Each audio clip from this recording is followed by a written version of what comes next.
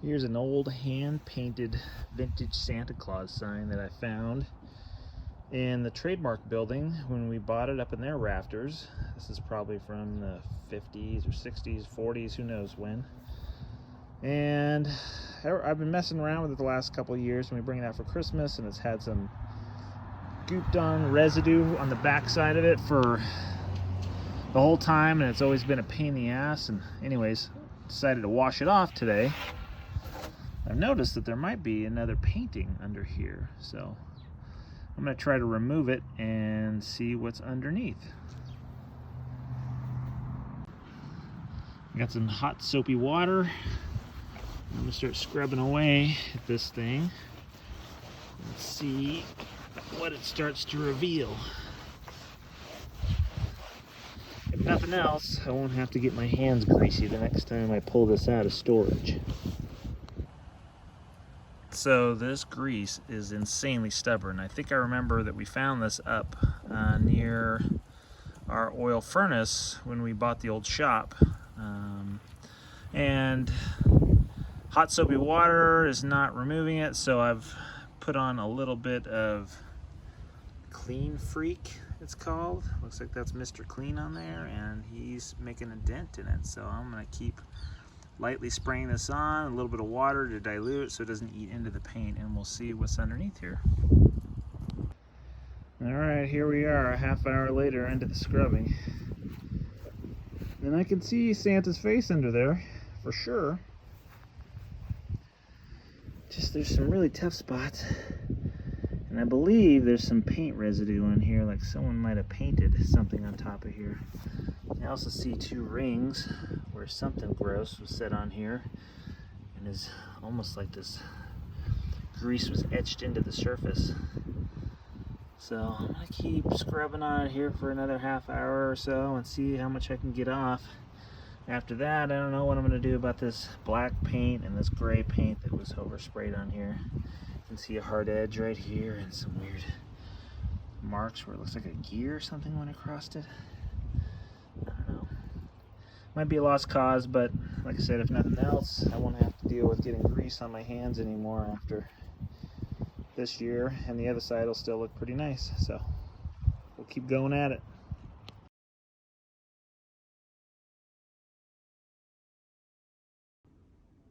All right, so I resorted to every chemical I had at my house to try to get most of this paint off. Now we're gonna see if we can use something a little stronger. I want to say harsher, stronger. And I'll start off in places like the corners here and see how it removes.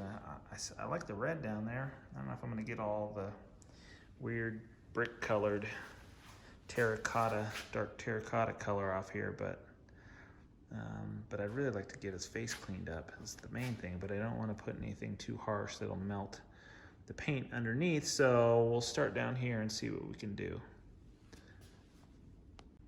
So much to my surprise, the denatured alcohol is removing the silver paint off the bottom of this, so I've gotten most of the paint off of this side. And then I'm going to try to remove this section next. I'll actually just pour a little bit on there. And let's let it set for just a second. And let's see how it does. Look at that. That is way better than I was expecting from the denatured alcohol.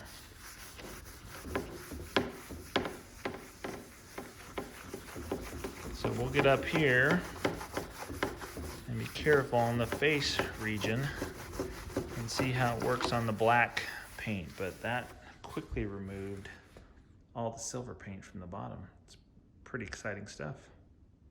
Some of the other paint that's below that, I mean, it seems like maybe I'm getting into that, but I can't really tell if they modeled the band around the bottom of the stocking hat that way and how loose it was. I'd have to look at the other side and see. Yeah, I don't know. We will have to check and be careful. All right, a combination of lacquer thinner and denatured alcohol has proved to be the winning solution. So check this out. Got almost all the major paint off his face without melting it. You got a couple really caked on areas here. Right down here where it looks like a couple cans of paint were sitting for a long extended time and maybe leaked on here and just dried a big amount of residue. And I gotta be careful because I'm gonna take away from his eyes or whatever, so you just gotta know where to stop. And this was pretty thick too. So, God, we're so close, and I'm really nervous about ruining him by digging into these thicker areas. So I might be careful with denatured alcohol for just a bit and see if I can work those spaces up before I resort to using the lacquer thinner again. But holy cow, what a difference. All right, so tons of rags later. Some chemicals to break down some of those old surface paints. And here we are. Pretty amazing from what it looked like when we first found it. And it's got, like I said, it's got to be 60, 70, 80 years old, who knows. I'm guessing it was an old sign that was painted here at the old Trademark building for somebody's, who knows, maybe like a tree lot or something like that. Maybe it never got picked up, who knows. Maybe one of the owners back then used it at their house. Then it got lost here in the rafters over by the old oil burning furnace where it got caked and caked and caked with residue after maybe it was even a old stand for holding paint cans. Who knows what the story is behind this, but pretty phenomenal that we got it back to this state. It's got an awesome old patina to it. The other side's even more fun. I don't think I'll try to restore this. I'll just leave it as is, but this is the other side. Much more life to those eyes. And I like the warm cast here on the skin. Definitely some more definition.